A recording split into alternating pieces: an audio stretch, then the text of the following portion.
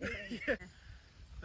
It's really nice to be here today as we kind of lead into World Wellbeing Week. I'm really pleased to be here in this wonderful, beautiful place. It's so nice, like it's really nice when we get to go out to settings, particularly given the last year, to actually go and visit places.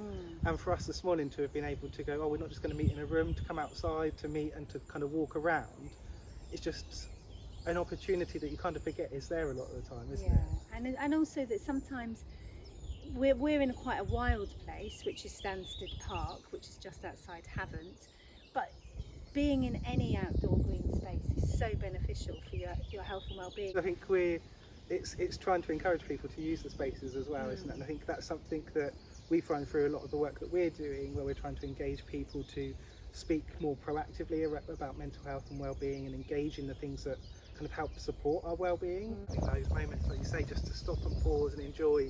We're fortunate with where we are, but if it's a garden or some plants inside, there's ways that you can connect with that kind of outdoor green space at home as well. But also having that opportunity to now come out a little bit more can really sort of expand that feeling of well-being and improving and supporting the health, mental and physical health of each and every one of us. So just remembering that there are local parks, and being able to just access those local parks is equally so beneficial. Just to get out and shift some of that energy sometimes really helps with boosting mental health and increasing serotonin. It's so powerful and beneficial. I find it hugely beneficial. And it kind of reminds me of that prompt that World Wellbeing Week can be of.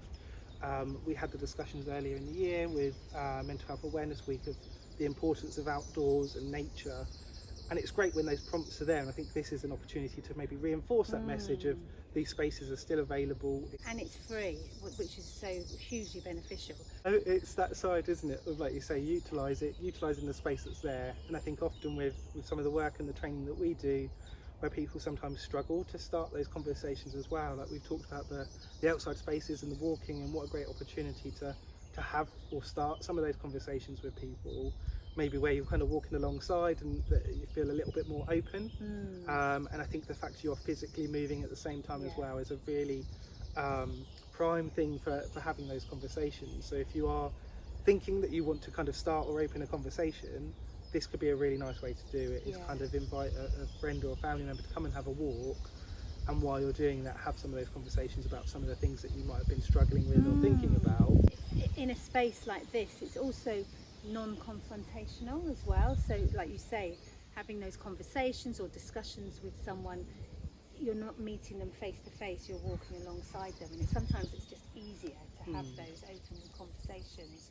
So there's loads of ways that you can access the park, and we do have on our website lots and lots of trails and routes and walk routes that you can go to. We also have wheelchair accessible routes, so we have routes called Miles Without Styles. Have a look on the local authority website or look on the National Park website, and you will find routes to go to. It's been really nice to walk around. We're going to kind of continue our walk for a little bit longer. Yeah. Thank you so much for coming and showing us around your lovely park. You're welcome.